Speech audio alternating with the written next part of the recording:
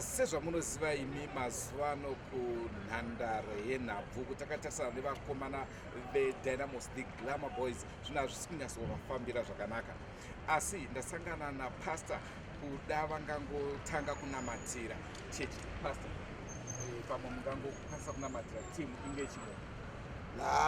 Dynamos isusu tingati semafanzo mene nevamwe vangu vesu vari pano tingati taluza hope, hatisi kufara ina ndiisapoti zvangu, but hatisi kufara nematambiro ari kuita Dembare, ende takaedza kutsvaga kuti problem iri kubva papi chaipo.